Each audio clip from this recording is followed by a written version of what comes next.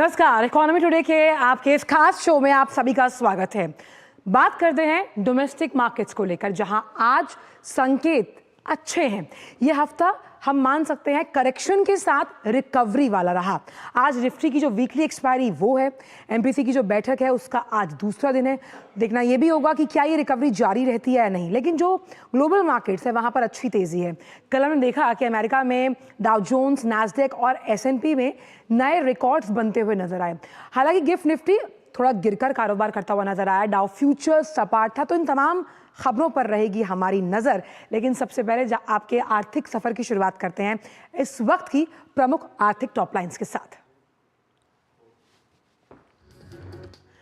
6 दिसंबर यानी कल से शुरू होंगी बजट पूर्व परामर्श बैठक।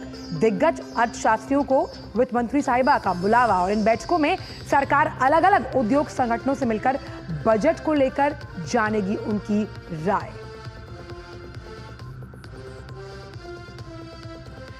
आरबीआई का यूपीआई लाइट यूजर्स को बड़ा तोहफा, बढ़ाई ट्रांजैक्शन लिमिट और वॉलेट लिमिट।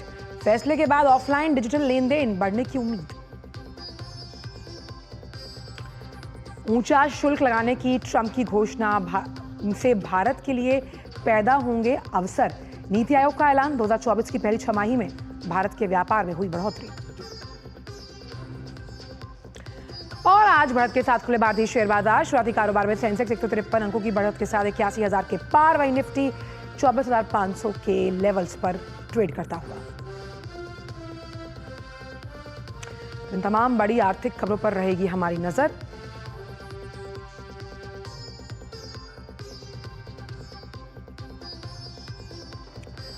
तो अपने शो में अब बात करते हैं दुनिया भर के बाजारों की। गिफ्ट निफ्टी की शुरुआत थोड़े गिरावट के साथ हुई थी। क्या अभी भी वही सूरत हाल है? एक बार देखते हैं।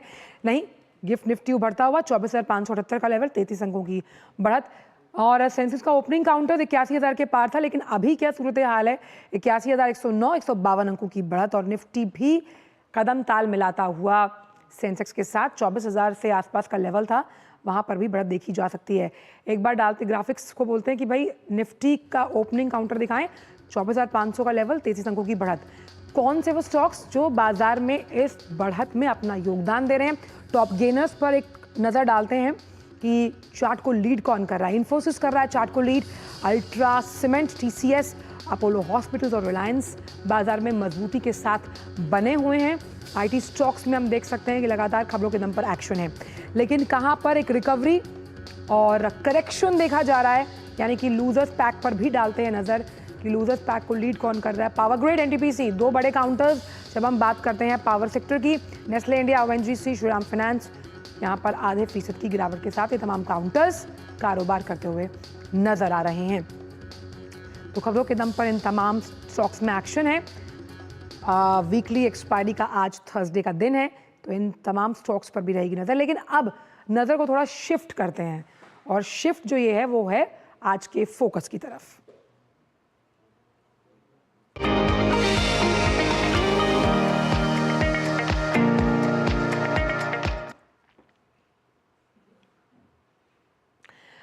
तो आज के फोकस में हम बात करने वाले हैं कोऑपरेटिव सेक्टर की, जिसमें जो ग्रामीण महिलाएं हैं उनकी भागीदारी लगातार बढ़ रही है। सहकारिता मंत्रालय, जिसने अपनी स्थापना के बाद जमीनी स्तर पर सहकारी गतिविधियों को मजबूत करने के लिए बहुत से कदम उठाए, और इसकी वजह से अब जो पूरा कोऑपरेटिव सेक्टर है उसमें तमाम जो हितधारक हैं उनके लिए ईज ऑफ डूइंग बिजनेस के लिए जैसे जो तमाम कदम उठाए गए, जैसे पैक्स के लिए मॉडल, उपनियम, राष्ट्रीय सहकारी डेटाबेस, ये तमाम पहले शामिल हैं। और महिलाओं के सक्रिय सहयोग से न सिर्फ इस पूरे सेक्टर का कायाकल्प हुआ, बल्कि सहकारिता आंदोलन को भी शक्ति और गति मिली। ये हम नहीं कह रहे। सहकारिता क्षेत्र में ग्रामीण महिलाओं की जो भागीदारी में उल्लेखनीय प्रगति हुई है, इस पर राज्यसभा में एक प्रश्न के लिखित उत्तर में जो गृह मंत्री अमित शाह, जो सहकारिता मंत्री भी हैं, उन्होंने जवाब दिया है। तो कैसे कोऑपरेटिव सोसाइटीज़ में जो सेल्फ हेल्प ग्रुप्स हैं उसमें महिलाओं को आर्थिक तौर पर सशक्त बनाने की तैयारी की जा रही है, उससे वो सशक्त हो रही हैं, उसकी जानकारी दी गई राज्यसभा में। और कैसे ये सेक्टर अब गेम चेंजर साबित हो रहा है, इसका जिक्र भी किया सहकारिता मंत्री ने।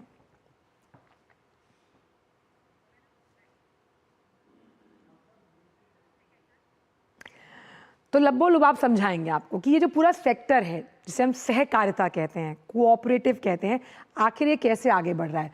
अब सहकारिता क्षेत्र में रूरल विमेन यानी जो ग्रामीण महिलाएं हैं उनकी जो भागीदारी है वो लगातार बढ़ रही है। कैसे? जो राष्ट्रीय सहकारी डेटाबेस बनाया गया, यानी कि अब डेटा के जरिए आप पता लगा पाएंगे कि कितने लोग या कितनी महिला कल्याणकारी समितियां इसमें रजिस्टर्ड हुई हैं। तो देखिए नवंबर 2024 तक का आंकड़ा जिसका जिक्र किया गया सहकारिता मंत्री द्वारा, 25,385 महिला कल्याण सहकारी जो समितियां हैं वो पंजीकृत हैं, रजिस्टर्ड हैं, स्ट्रक्चर्ड हैं।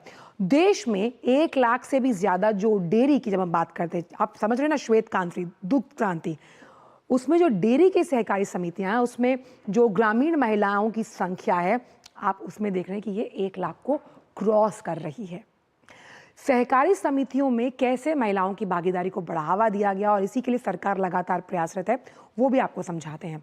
अब होता क्या है कि जो बहुराज्य सहकारी समितियां हैं उनके बोर्ड में, जो उनका बोर्ड का गठन होता है जो आगे पूरे कार्य प्रणाली को लेता है, उसमें 2 सीटों का जो आरक्षण है वो महिलाओं के लिए उसका प्रावधान है, ताकि महिलाओं के प्रतिनिधित्व को समानता मिले और जो जेंडर डिस्क्रिमिनेशन है वो ना हो। लैंगिक समानता को बढ़ावा देने के लिए भी ये कदम मार्ग प्रशस्त करता है। वहीं राष्ट्रीय सहकारी विकास निगम ने महिला सहकारी जो समितियां हैं यानी कि विमेन कोऑपरेटिव जो सोसाइटीज हैं उनके लिए भी कई अहम योजनाएं लागू की, उसका भी जिक्र करेंगे। जो अहम योजना है उसमें स्वयं शक्ति सहकारी योजना। अब इसके अंतर्गत होता क्या है, जो सेल्फ हेल्प ग्रुप्स उन्हें ब्याज मुक्त ऋण दिया जाता है। फिर उसके बाद नंदनी सहकारी योजना है, इसमें भी 5 से 8 वर्ष की अवधि के लिए ऋण मिलता है और इस ऋण पर आपको 2% तक की ब्याज की छूट मिलती है। ये सेल्फ हेल्प ग्रुप्स पापड़, चटनी, अचार से लेकर ड्रोन दीदी तक भी काम करते हैं। खास तौर पर दुग्ध क्रांति में सहकारिता का जो पूरा मूवमेंट है उसकी उल्लेखनीय प्रगति, उसके योगदान को हम नकार नहीं सकते। और इसमें मदद कौन करता है? सहकारिता मंत्रालय तो है भी, नाबार्ड, एनडीबीबी, एनएफबीडी, ये तमाम जो अलग अलग संस्थाएं उनके साथ मिलकर इसे एक आंदोलन बनाया जा रहा है ताकि जन भागीदारी से ये पूरा सेक्टर बहुत मजबूत हो। तो ये जो हमने आपको टैगलाइन दी ना, सहकारिता से समृद्धि की ओर हम किस तरह से बढ़ेंगे, इसका जिक्र लगातार प्रधानमंत्री ने किया। और इसमें कोऑपरेटिव सोसाइटीज में जब महिलाओं को आप सशक्त बनाते हैं तो पूरा घर सशक्त होता है। तो ये तमाम जो एजेंसीज हैं वो हेल्प करती है। वहीं सहकारी चुनाव प्राधिकरण की स्थापना हुई, ठीक है, और ये जब स्थापना की गई ताकि इस बोर्ड में महिलाओं की जब भागीदारी सुनिश्चित होगी, भाई आपको एक रिप्रेजेंटेशन का मौका मिलेगा तो आप अपनी बात रख पाएंगे, अपनी सोच को रख पाएंगे। गुजरात का जिक्र करते हैं जहां से व्हाइट रेवोल्यूशन, श्वेत क्रांति की शुरुआत हुई। वहां के पंचमहल और बनासकांठा ये वो जिले हैं जो आर्थिक परेशानी से जूझते थे, लेकिन श्वेत क्रांति ने उसकी कायाकल्प की और इसमें सहकारिता का बहुत बड़ा रोल था। इसीलिए इन जिलों में पायलट परियोजना सहकारी समितियों के बीच कैसे सहयोग सामंजस्य बिठाया गया वो शुरू किया गया। तो अगर एक नटशेल में हम समझें कि सहकारिता से जिस विकसित भारत की हम बात करते हैं जो 2047 तक हमें पूरा करना है, उसमें इस मंत्रालय या इस कोऑपरेटिव सोसाइटीज़ का भी बहुत योगदान होगा, क्योंकि कैसे सेल्फ हेल्प ग्रुप्स जब अपना योगदान आर्थिक प्रगति में देते हैं तो वो आपके जीडीपी में भी काउंट होता है। तो सहकारिता से समृद्धि में कैसे ये औरतें बढ़ चढ़कर हिस्सा ले रही हैं और क्या उस सोच को प्रोग्रेसिव बना रहा है। महिलाओं की भागीदारी पर एक्सपर्ट से करेंगे चर्चा, साथ ही अर्थ जगत की और बड़ी खबरों पर भी डालेंगे नजर, क्योंकि वक्त एक छोटे से ब्रेक का है। ब्रेक के बाद करेंगे चर्चा। आप जुड़े रहिए डीडी न्यूज के इस खास शो इकोनॉमी टुडे के साथ।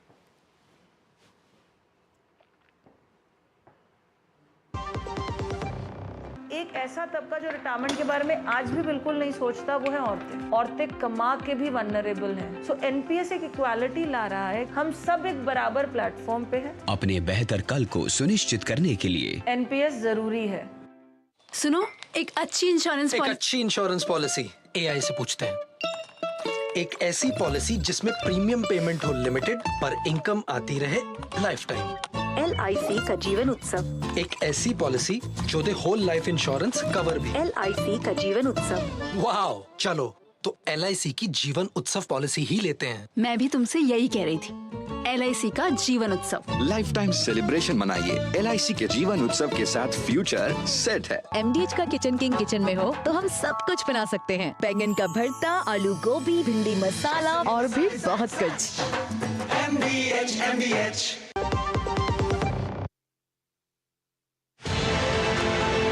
साइबर अलर्ट में इस बार आपको दिखाएंगे कि कैसे आर्टिफिशियल इंटेलिजेंस का प्रयोग कर वॉइस स्कोरिंग टेक्निक से आपको फेक कॉल्स करते हैं ये साइबर अपराधी। ये किस नंबर से बोल रहे हो, कहाँ से बात कर रहे हो?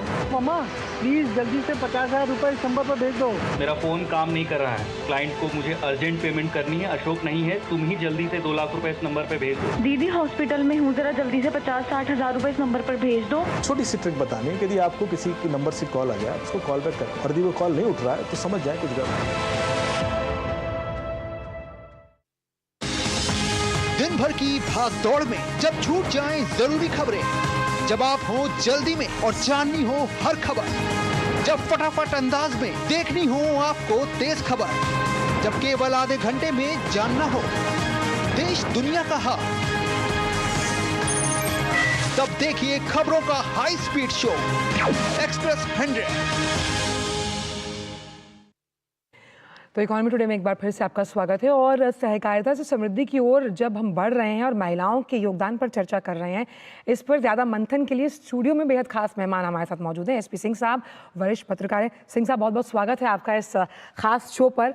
तो पहला सवाल तो यही है कि जिस तरह से लिखित जवाब का जो प्रश्न का जवाब सहकारिता मंत्री द्वारा कल राज्यसभा में दिया गया, वो एक बात तो साफ करता है कि महिलाओं का प्रतिनिधित्व जो है वो सहकारिता क्षेत्र में बढ़ता जा रहा है और ये आर्थिक आत्मनिर्भरता का एक बहुत बड़ा परिचायक है।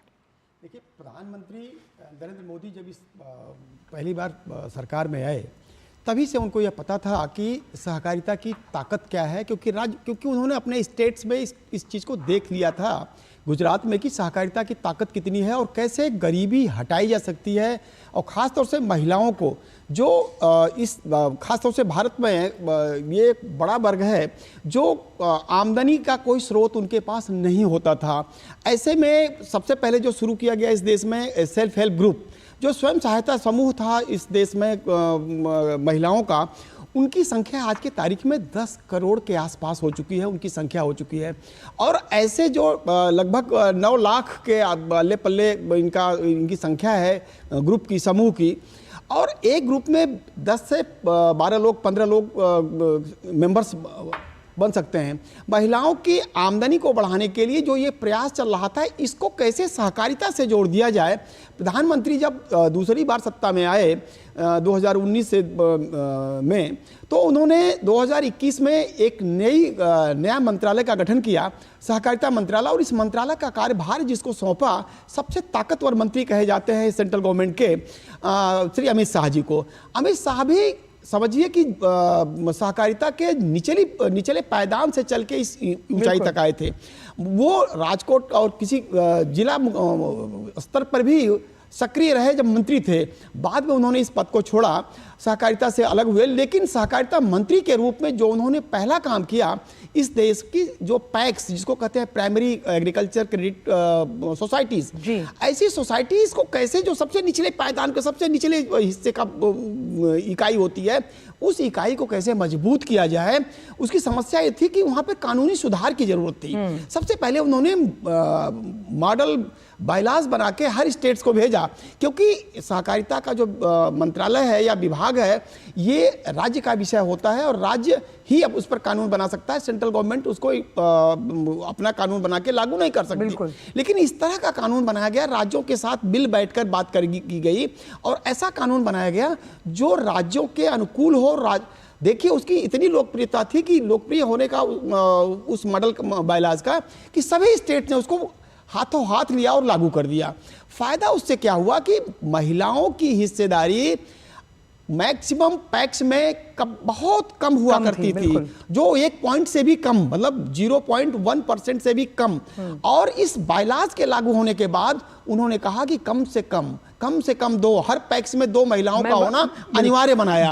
और आपको नहीं लगता सिंह साहब, क्योंकि जो सहकारी चुनाव प्राधिकरण है उसमें महिलाओं की भागीदारी इसी की वजह से सुनिश्चित हो पाई, और कई ऐसे अनएक्सप्लोरेबल हम मान सकते हैं उन्होंने सेक्टर कई ऐसे जॉब्स इसमें जोड़े, यानी पहले तो चलिए आचार है, पापड़ है, लेकिन अब हम उसमें बहुत सी ऐसी अनएक्सप्लोरेबल एवेन्यूज को जुड़ते हुए देख रहे हैं जो उनकी सोच को परिलक्षित करती है, चिन्हित करती है आर्थिक प्रगति के लिए। बिल्कुल सही, क्योंकि जब बायलाज लागू हुआ उसके साथ ही गृह मंत्री और जो हमारे कोऑपरेटिव मिनिस्टर भी हैं अमित शाह जी ने ये अनाउंस किया, सभी राज्य मतलब 11-12 मंत्रालयों के साथ जुड़कर एक प्लान तैयार किया कि इन पैक्स को कौन कौन से काम, कौन कौन सी योजनाओं, कौन कौन सी स्कीम से जोड़ा जा सकता है ताकि उनके कारोबारी दायरा उनका बढ़ सके। क्योंकि पहले सिर्फ खेती के अलावा और कोई काम उनके पास नहीं होता था, इनपुट लेने और आउटपुट बेचने, यानी उपज को बेचने और उनको जो इनपुट होता है, खाद है, बीज है,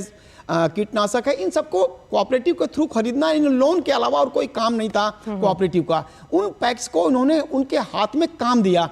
ऐसे 2 दर्जन बड़े काम विभिन्न मंत्रालयों से जुड़े हुए, चाहे आप पेट्रोल पंप ले लें, सीएनजी गैस का पंप ले लें, या रसोई गैस का हो, खाद का दुकान खोलनी हो, सीट की दुकान खोलनी हो, किसी भी इस तरह का जुड़े हुए, खेती बाड़ी से जुड़े हुए, किसान से, ग्रामीण विकास से जुड़े हुए जितने भी काम थे, उन सारे कामों में पैक्स को प्राथमिकता के तौर पर रखा गया कि इसको हम प्रायोरिटी देंगे। और उसका एक फायदा हुआ, इन्हीं के चलते हर पैक्स में जो आमदनी थी वो बिल्कुल नहीं थी, उनके सबके हाथ में पैसे आने लगे, उनकी आमदनी हो गई।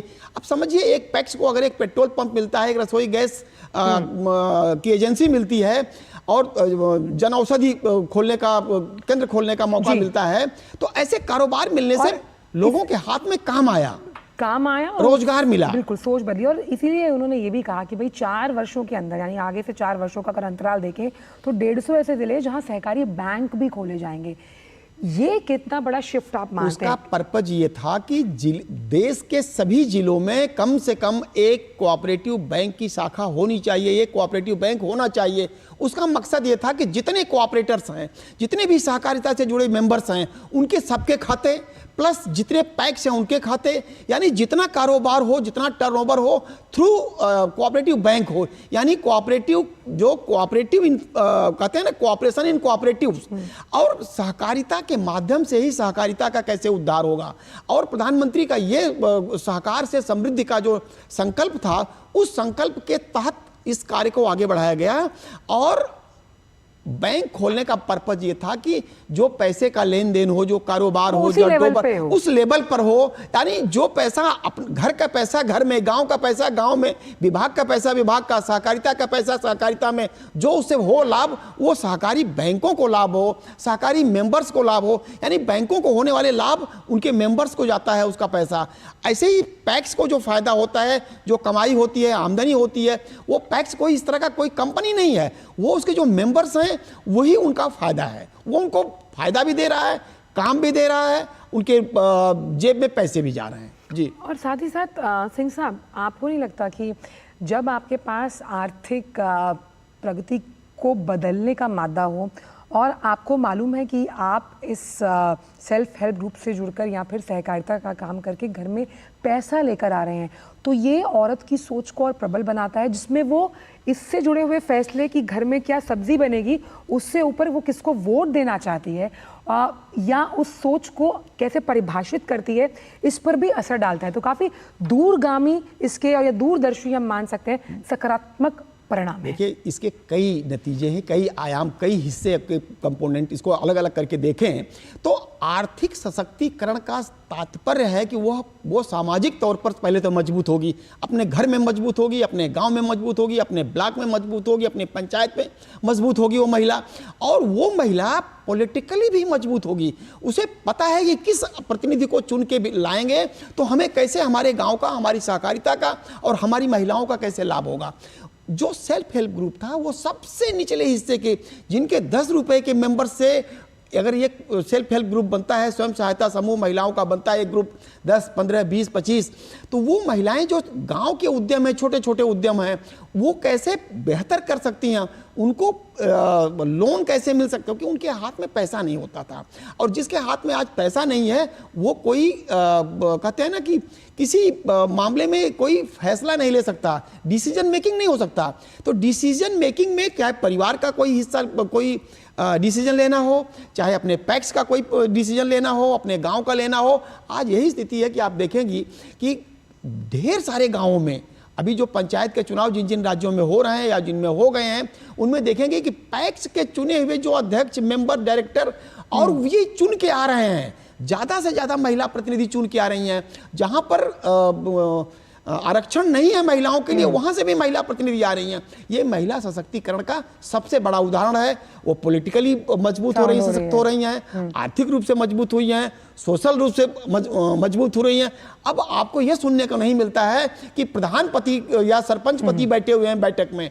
अब प्रतिनिधियों के, महिला प्रतिनिधियों के पति उनके मेंबरशिप या उनकी प्रॉक्सी बन के नहीं जाते हैं, महिलाएं अब सीधे जाती हैं। ऐसा है कि महिलाओं का जो सशक्तिकरण हुआ है और आर्थिक रूप से, खास तौर से कोऑपरेटिव के थ्रू, देखिए 2021 से 2025 आने वाला है। इस 3-4 सालों में इस जो आंदोलन ने एक गांव-गांव तक इस बात को पहुंचा दिया है कि सरकार हर हाथ को पैसा देने को राजी है। आप काम करने, घर से बाहर निकलने, कुछ सोचने और कुछ करने की अगर हिम्मत रखते हैं, हौसला रखती हैं, तो आप कुछ भी कर सकते हैं। और ये जो आपने बात की, बिल्कुल आखिरी सवाल और बहुत संक्षिप्त में है कि कई देशों के लिए, जो विदेशों की अगर हम बात करें, ये जो सहकारिता का मॉडल है, ये अपने आप में उदाहरण स्वरूप है। उनके लिए भी ये देखना बहुत हैरत अंगेज था कि कैसे सहकारिता मंत्रालय ने एक जोड़ बनाकर आर्थिक महासशक्तिकरण का ताना बाना इस तरह के कामों के आसपास बुना। ये उनके लिए भी सीखने की बात है और ये बात कई बार कई मंचों से, कई मल्टीलैटरल फोरम्स पर कही गई है। देखिए, यही वजह है कि इंटरनेशनल कोऑपरेटिव अलायंस का अंतर्राष्ट्रीय सम्मेलन, वैश्विक सम्मेलन नई दिल्ली में आयोजित किया गया। उनको लगा कि भारत में सहकारिता आंदोलन को किस लेवल पे ले जाया जा रहा है, प्रधानमंत्री के सहकार से समृद्धि के नारे को, संकल्प को किस तरह उन लोगों ने भी अपने आप प्रेरक वो बनाया, टैगलाइन बनाई। उनकी थीम थी कि हर मतलब सहकारिता के माध्यम से हर किसी की प्रगति कैसे हो सकती है। और प्रगति करने के लिए यही वजह थी कि दुनिया, जब यहाँ के दुनिया के ढेर सारे 100 से अधिक देशों के मेंबर्स और उसके प्रतिनिधि आए, ढेर सारे शीर्ष नेता भी आए, और कोऑपरेटिव के तो लगभग सभी संस्थानों के प्रतिनिधियों ने हिस्सा लिया दिल्ली में। और प्रधानमंत्री ने जो कहा, ये दुनिया के लिए मॉडल हो सकता है, सहकारिता हो सकती है, हमारे लिए तो जीवन पद्धति है, हमारी जीवन शैली है। और हमारे लिए ये हमारी कोऑपरेटिव दुनिया के लिए नमूना बन सकती है। हमारे लिए तो हम रोज इसी में जीते हैं, हम इसी से बढ़ते हैं, ये हमारा लाइफस्टाइल है। इसी सोच के साथ कि कैसे सहकारिता से समृद्धि और आत्मविश्वास को लगातार बढ़ावा दिया जा रहा है, जिसमें विकसित भारत के उस सपने को साकार करने में सहकारिता की भी बहुत अहम भूमिका मानते हैं। बहुत बहुत शुक्रिया सिंह साहब, आप इस शो पर आए और बहुत ही रोचक ढंग से महिलाओं की भागीदारी सहकारिता क्षेत्र में इस पर अपने विचार रखे। बहुत बहुत शुक्रिया शो पर जुड़ने के लिए। तो हमारी कोशिश यही रहती है इकोनॉमी टुडे में कि हम इस तरह के मुद्दे उठाएं जो आपसे, मुझसे और आम समाज से जुड़े हुए हैं, और उसका विश्लेषण आर्थिक तौर पर बहुत आसान शब्दों में किया जाए। बढ़ते आगे कुछ और खबरों पर भी डालते हैं नजर। तो बात करते हैं आरबीआई की, जिसने यूपीआई लाइट के जो यूजर्स हैं उसे बड़ा तोहफा दिया। अब आरबीआई ने ये कहा कि भाई इसमें जो ट्रांजैक्शन लिमिट से बढ़ाकर हर ट्रांजैक्शन 1000 रुपये और कुल लिमिट को 5000 रुपये किया गया। आरबीआई ने कहा कि यूपीआई लाइट के लिए अधिकतम ट्रांजैक्शन लिमिट को 500 रुपये से बढ़ाकर 1000 रुपये प्रति ट्रांजैक्शन किया गया है। यानी अब कुल लिमिट को 2000 रुपये से बढ़ाकर 5000 रुपये किया गया। लेकिन आरबीआई ने यहाँ स्पष्ट किया कि लिमिट की भरपाई केवल ऑनलाइन मोड में अतिरिक्त फैक्टर ऑथेंटिकेशन के साथ ही की जा पाएगी। यूपीआई लाइट वॉलेट की लिमिट को बढ़ाने से कम मूल्य के जो ऑफलाइन डिजिटल लेन देन है, यानी कि जब आप कम पैसे में ट्रांजैक्शन करते हैं, उसके बढ़ने की उम्मीद की जा रही है। खबर नीति आयोग से जुड़ी हुई, जहां के सीईओ बीवीआर सुब्रमण्यम ने कहा कि अमेरिका के नवनिर्वाचित राष्ट्रपति डोनाल्ड ट्रंप द्वारा चीन समेत 3 व्यापारिक साझेदारों पर उच्च सीमा शुल्क लगाने की घोषणा से भारत के लिए बड़े एक्सपोर्ट की जो अवसर हैं वो पैदा होंगे। उन्होंने कहा कि घरेलू उद्योग को इस अवसर का लाभ उठाने के लिए खुद को तैयार करना होगा। ट्रंप ने पिछले सप्ताह मेक्सिको और कनाडा से आयात पर 25% सीमा शुल्क और चीन से आयात पर 10% अतिरिक्त शुल्क लगाने की बात कही थी।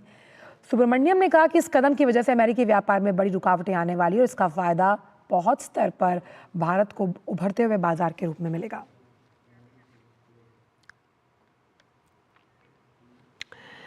वक्त तो चला है, हम आपसे विदा लें, लेकिन जाने से पहले आपको छोड़ जाते हैं कारोबार जगत की कुछ अहम, बड़ी और महत्वपूर्ण खबरों के साथ। आप बने रहिए डीडी न्यूज़ के साथ। दीजिए इजाजत, नमस्कार।